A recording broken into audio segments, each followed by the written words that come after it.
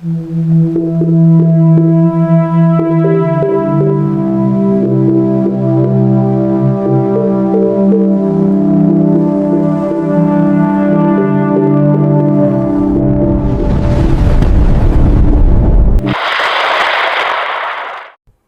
araw po sa inyong lahat. Narito na po ang pinaka-latest nating update sa magiging lagay ng panahon ngayong araw ng Miyerkules, ika-22 ng Hulyo, tong 2026.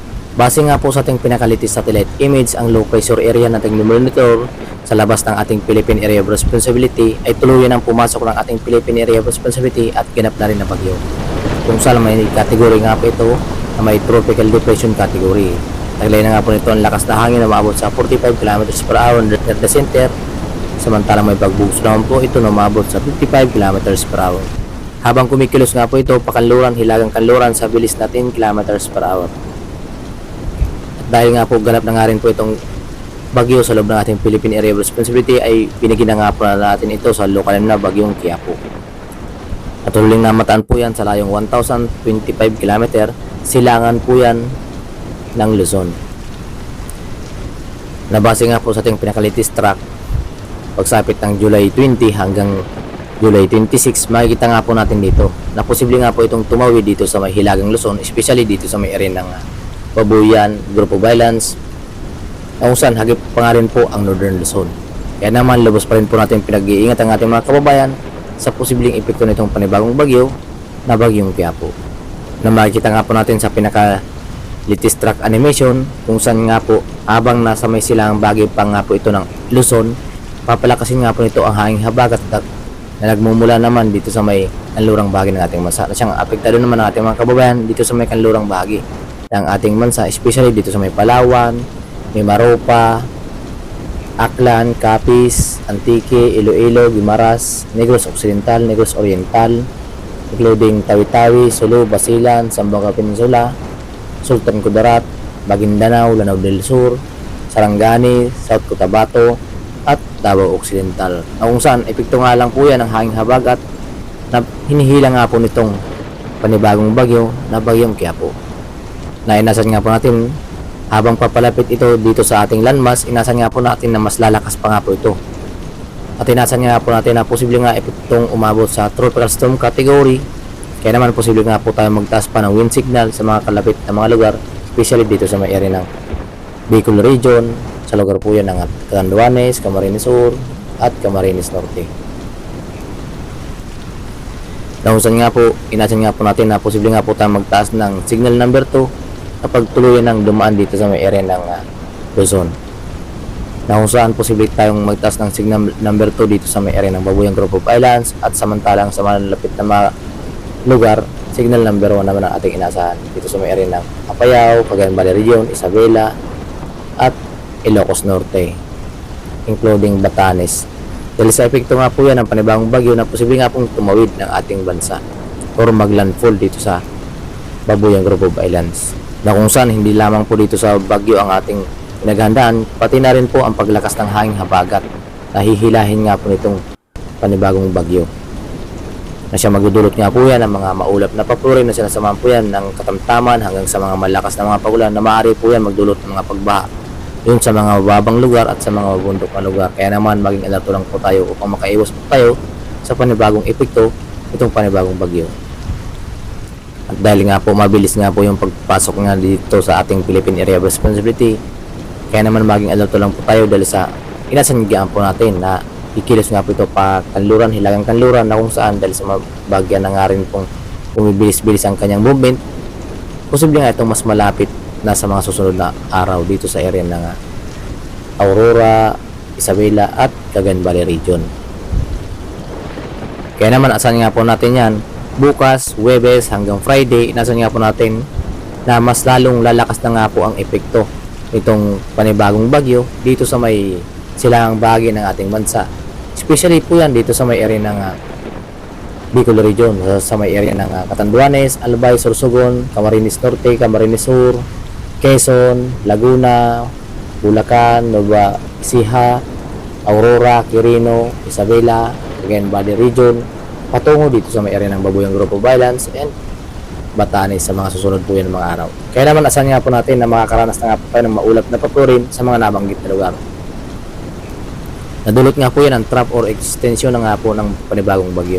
Samantala dito sa may kanlurang bahagi ng ating bansa, especially dito sa may Palawan, Occidental Mindoro, Oriental Mindoro, Romblon, Marinduque, Batangas, Laguna, Cavite, Metro Manila, Bataan, Zambales, Tarlac, Pangasinan, La Union, including Antique, Aklan, Capiz, Iloilo, Guimaras, Negros Occidental, Negros Oriental, Tawi-Tawi, Sulu, Basilan, Zamboanga Peninsula at sa may area ng Bangsamoro, Sorsogon ay dulot nga po yan ng hanging habagat na hinihila nga po itong panibagong bagyong dito sa may silangang bahagi ng ating bansa.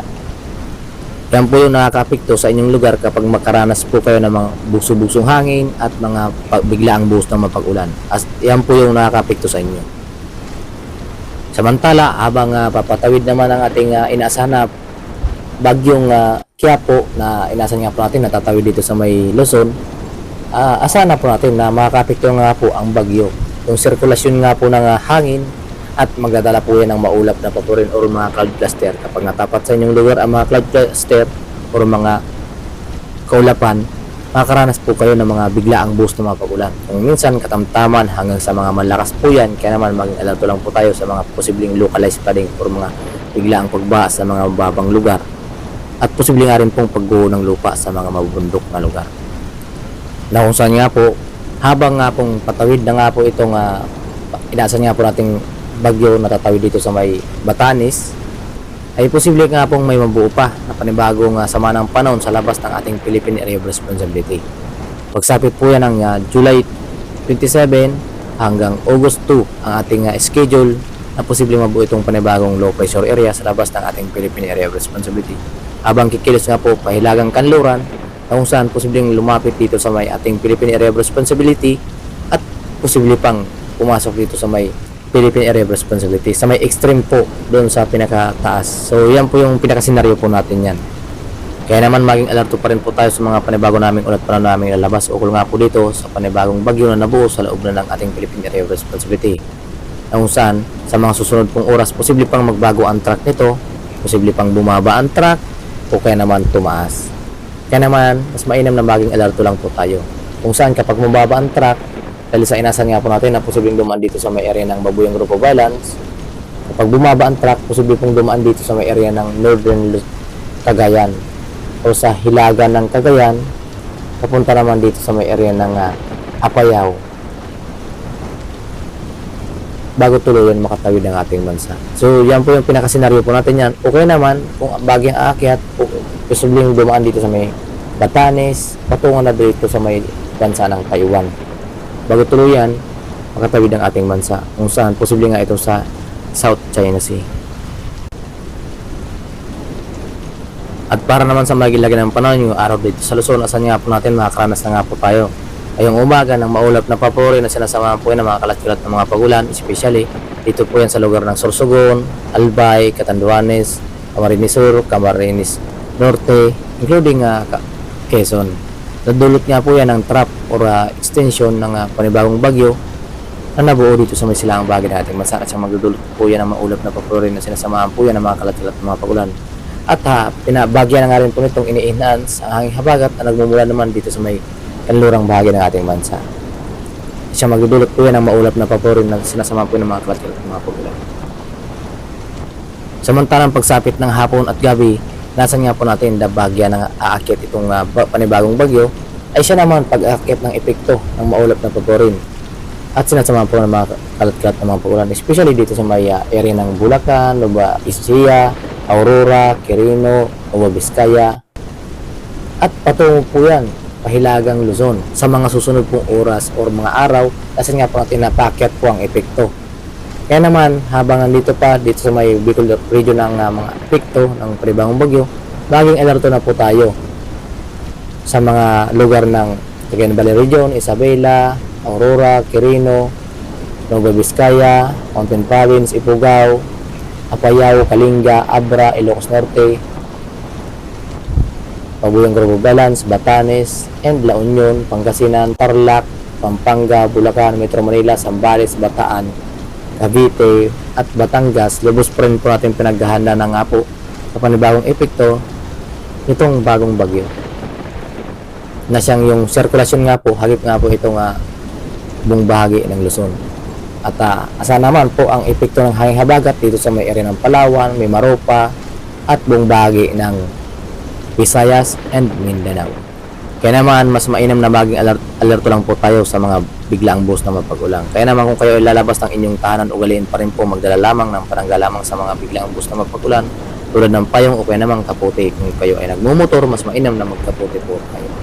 At para naman sa magiging agwat at temperatura dito sa may Legazpi, 25 hanggang 33 degrees Celsius, Tuigaraw 25 hanggang 36 degrees Celsius, Lawag 25 hanggang 33 degrees Celsius, Baguio 18 hanggang 25, Metro Manila 25 hanggang 33 degrees Celsius, Tagaytay 23 hanggang 31 degrees Celsius. Inaasahan ng mga agwat at temperatura. At para naman sa magiging lagi ng panahon dito sa may Palawan, Visayas, at Mindanao, sa kasalukuyan nga po, inaasahan nga po natin, makakaranas na nga po tayo ngayong umaga ng epekto ng hanging habagat. Magdudulot nga po yan ng maulap na paporin na sinasama po yan ng mga kalatkat ng mga pag-ulan, especially sa buong bahagi ng Palawan, Visayas, and Mindanao. Ngayong araw po yan, nadulot nga po ng hanging habagat na hinihila na nga po nitong panibagong bagyo. Naman ang aming palala, maging alerto lang po tayo sa mga biglaang buhos na mapag-ulan. Kaya naman kung kayo ilalabas ng inyong tahanan, piliin magpananggal lamang sa mga biglaang buhos na mapag-ulan. Tulad nga po ng payong upang hindi po tayo mabasa kapag tuluyan ng magbuhos ang ulan, nadulot nga po itong hanging habagat. At para naman sa magiging agwat at temperatura dito sa may Puerto Princesa 26 hanggang 32 degrees Celsius, Calayan Islands 26 hanggang 32 degrees Celsius, Iloilo 26 hanggang 32 degrees Celsius, Cebu 25 hanggang 31 degrees Celsius ang ating inaasahan na agwat at temperatura. Samantalang dito naman sa may Tacloban 25 hanggang 31 degrees Celsius, Cagayan de Oro 25 hanggang 32 degrees Celsius, Davao 24 hanggang 32 degrees Celsius, Zamboanga Peninsula 25 hanggang 32 degrees Celsius ang ating inaasahan na mga agwat at temperatura.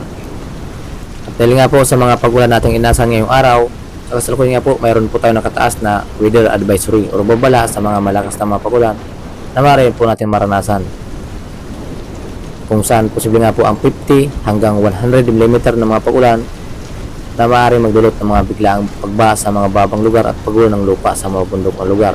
Dito po yan sa area ng Maguindanao del Norte, Sultan Kudarat, South Cotabato at Sarangani. Kung saan nga po labos pa rin po natin pinaganda ang mga nabanggit na lugar dahil sa inasan nga po natin na posible nga po mga biglaang buhos na mapag-ulan, kung minsan karamtaman hanggang sa mga malakas na mga pag-ulan na maaaring magdulot ng mga pagbaha sa mga babang lugar.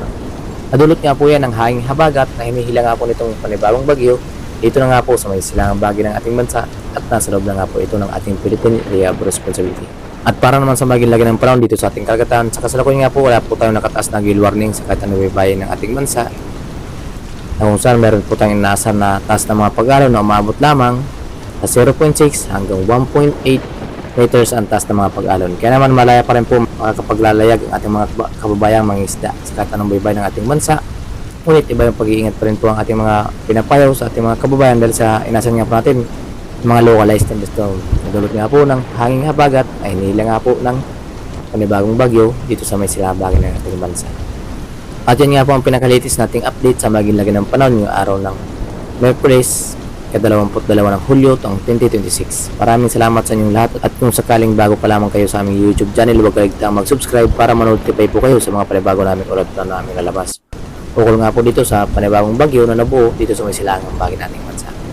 Ngayon pa lamang po, lubos pa na natin pinaghahanda ang ating mga kababayan sa panibagong epekto nga po nitong panibagong bagyo na posible nga po maglandfall dito sa may Hilagang Luzon or tumawid dito sa may Hilagang Luzon. Kaya naman maging alerto lang po tayo. Kung saan sa mga susunod pong mga araw, inasan nga po natin na mas lalapit nga po ito dito sa may silangang bahagi na ng Luzon. Kasi magdudulot na nga po yan ng mga maulap na paporin. Kaya naman maging alerto lang po at maging updated lamang po tayo.